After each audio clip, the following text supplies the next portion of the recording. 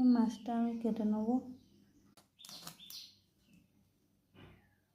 দেখতেই পাচ্ছ আমাদের মাছ কাটা মোটামুটি কমপ্লিট, যে কাটা হয়ে গেছে দেখতেই পাচ্ছ।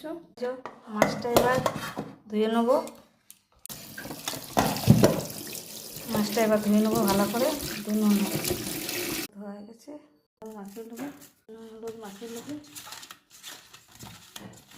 একটু গরম করে নেবো। এবার তেল দিয়ে দিয়েছি, হয়ে গেছে। এবার মাছগুলো দিয়ে দেবো।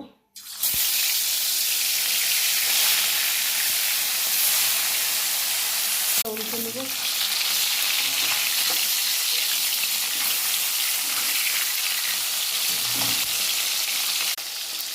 টক করবো। কত বড় বড় টমেটো হয়ে গেছে, তুলে নেবো। মাথাটা কত বড়, দিয়ে দেবো।